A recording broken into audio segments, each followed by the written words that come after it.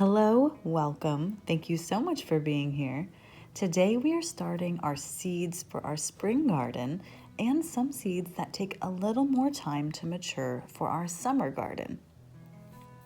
Throughout this video, please keep in mind that I'm not a professional gardener and this is not a seed starting tutorial. In fact, I'm probably going to be breaking a few seed starting rules, starting with these compostable cups that can't be bottom watered. When it comes to many issues like grocery shopping, cooking food from scratch, seed starting, I like to look at these areas with a good, better, best model. Are these cups the best method for seed starting? No. Do they get the job done? Yes. And that's what I would just recommend for you if you're starting out gardening, if you're a home gardener. Just use what you have on hand. These compostable cups served me well last year, and I'm excited to get another season's use out of them.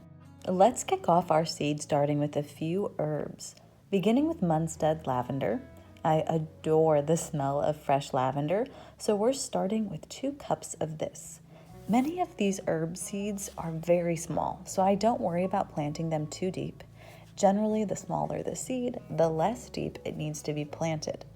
Within these cups, I'm depressing 2 or 3 holes to fill with 2 or 3 seeds, depending on how old the seed is.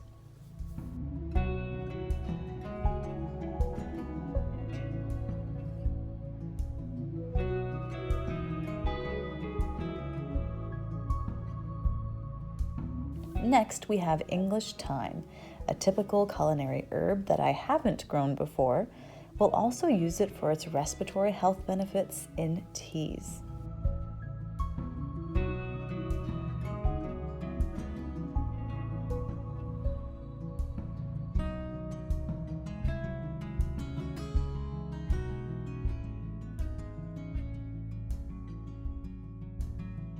Rosemary is another culinary herb that I enjoy using fresh and that I've never grown before. I'm interested in exploring its benefits for hair as well.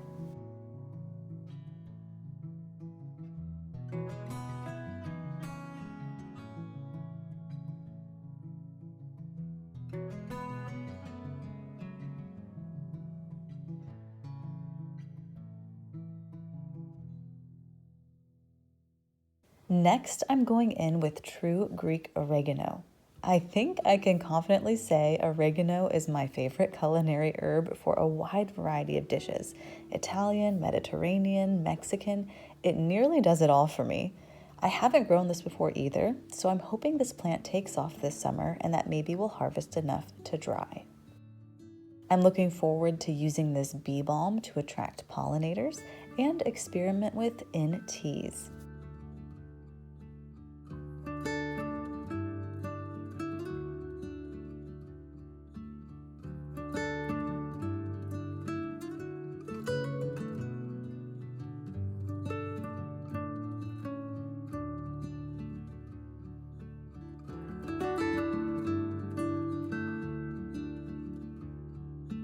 This double-petaled yarrow is beautiful, and I can imagine this flower complementing a cut flower bouquet or small bud vase. And we'll also use the leaves for their herbal properties.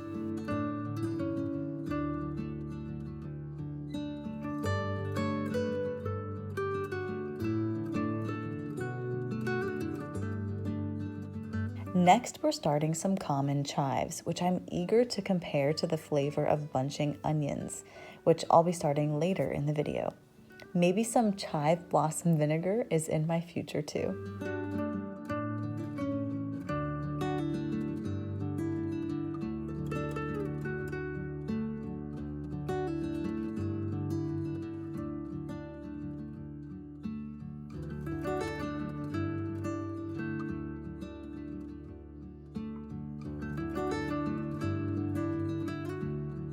Moving on to peppers, a summer seed start that requires a little more time to take off. For the following peppers, I'm planting 3 seeds in each of these cups, beginning with the shishito. I have pretty high expectations for this pepper. I've only heard good things about them. They're prolific and have great flavor. I've never planted them before, and I'm so excited to see how they turn out.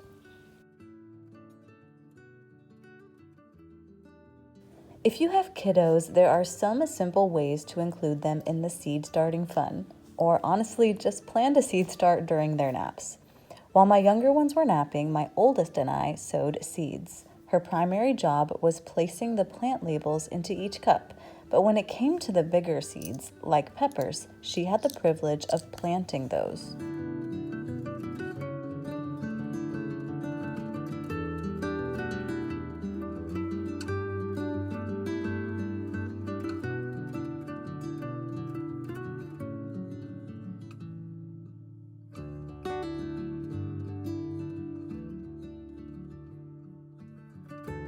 Next, we have a Bacchino red and yellow pepper blend.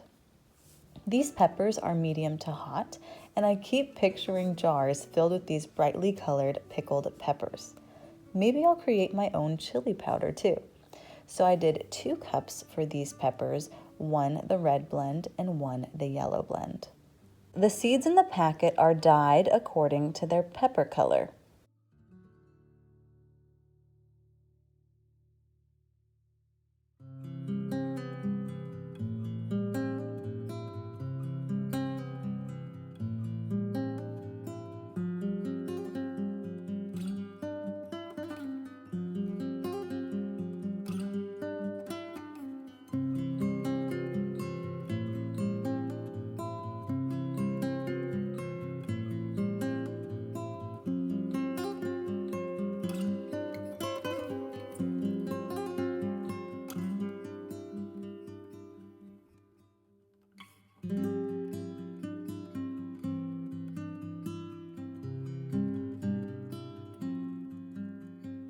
Then we have the Jimmy Nardello. This is a sweet snacking pepper that I'm really looking forward to including in the garden. I haven't grown this one before either. I've also only heard great things about this pepper. I'm looking forward to trying it in nearly each stage of its life, like as a green pepper, mid-ripe, and fully ripe, and just comparing the flavors of all those stages. Since we're planting 9 of these peppers, we might try our hand at creating our own paprika too.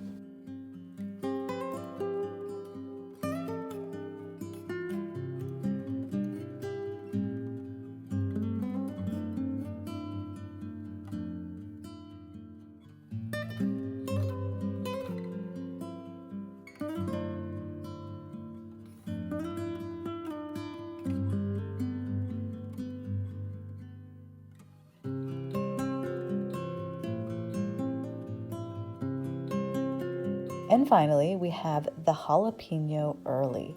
Salsas, canned green chilies, and jalapeno bites are some dishes I'm planning to create with these peppers.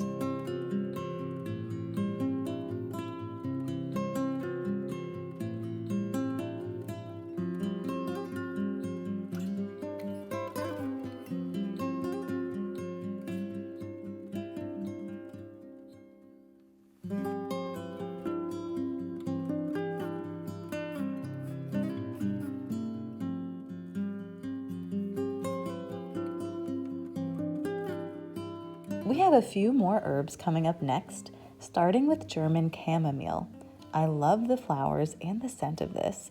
I tried growing these from seed last year and I really neglected them. So this year I'm looking forward to that first cup of tea made up of herbs completely from my garden. With these seeds, they're very small and you actually want to surface sow them. So just sprinkle them on, spray them with a little water, and let them do their thing.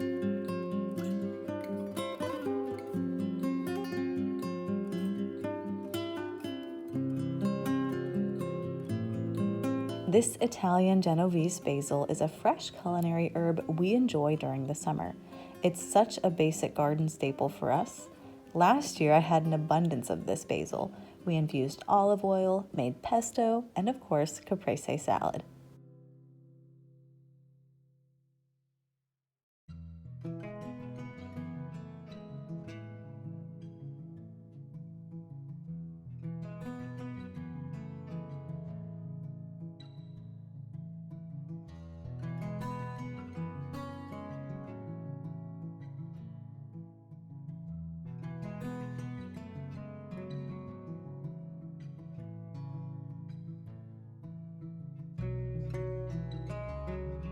Lemon basil is a new addition for us, but I love the scent of it and I can't wait to try it in teas and foods. I'm picturing this as a flavor blast on wraps and sandwiches too.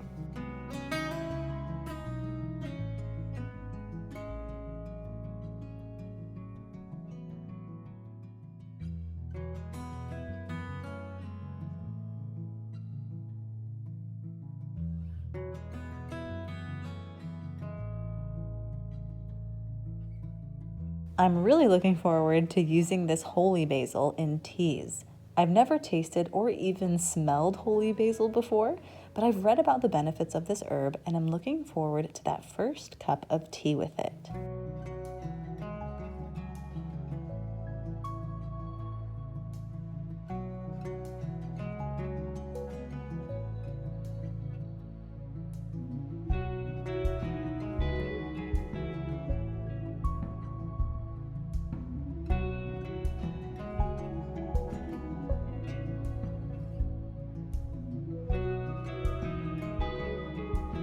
We're moving on to our second flat, and this one will be made up of a more eclectic assortment of collected seed starting vessels. I purchased these flats from Walmart this year, and they were just under $3 each.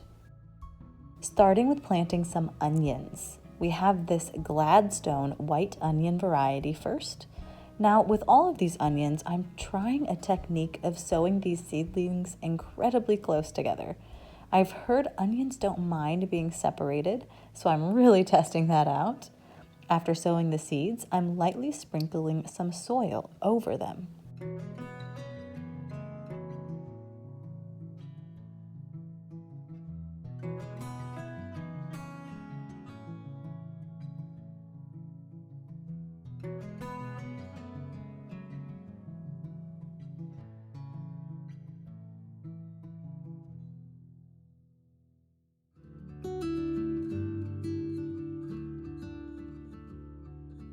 Next, we have a red onion variety called Cabernet. Again, the same sowing technique here, taking the entire seed packet over this vessel and then sprinkling light soil over the seeds. Any extra onion seedlings that don't make it into our garden will be given to other gardening friends to use.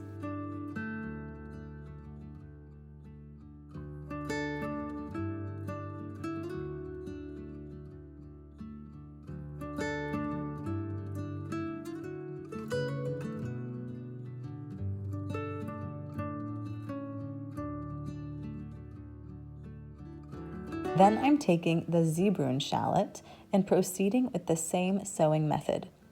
This is my first time including onions in our garden. I half-heartedly attempted to grow the Cabernet seeds last year, but really neglected them. They did not even sprout. Hopefully this year we will have a different outcome.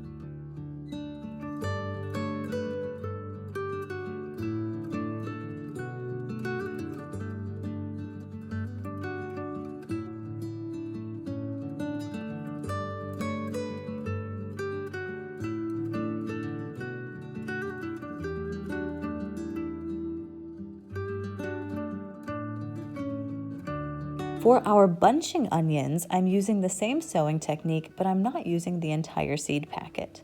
I'm interested in testing the flavor between these two bunching onions, the white Lisbon and the Tokyo long white, and then of course the common chives we planted earlier.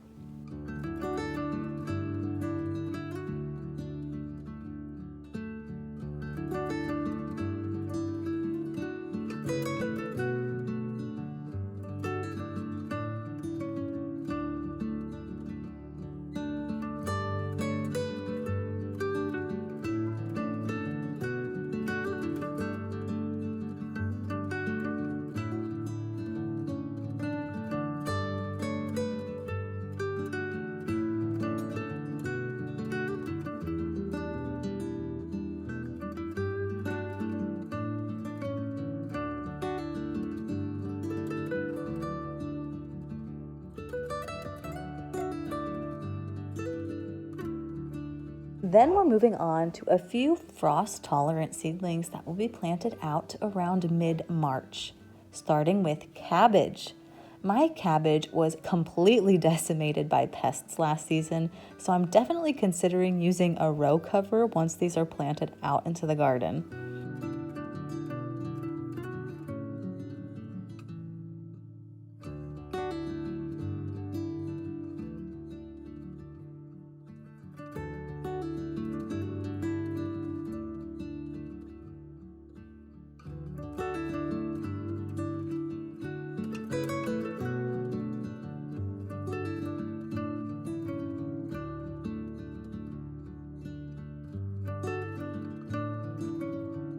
This premier kale is a new try for us. Actually, any kale for us would be a new try. I wouldn't call my family kale lovers at all, but I'm hoping to expand our horizons a little bit so that I can grow this incredibly cold tolerant plant.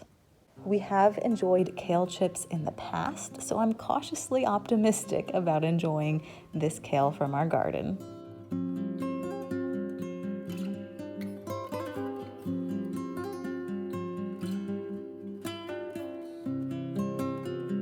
I've never actually grown lettuce before, so I selected this black-seeded Simpson leaf lettuce to be the first variety I tried out.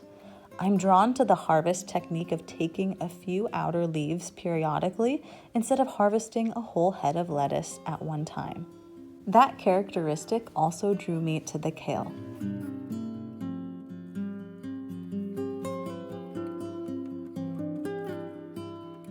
Here are a handful of plants that I planted without footage for you.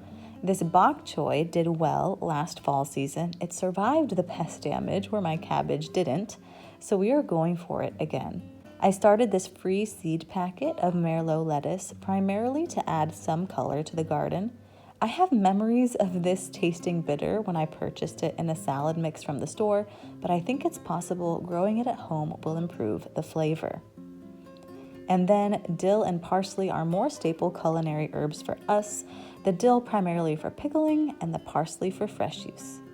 I'm drawn to the fact that parsley will most likely overwinter for us. I'm here for anything that is perennial.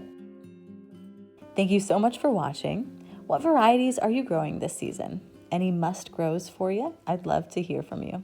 Thanks again, and I will see you next time.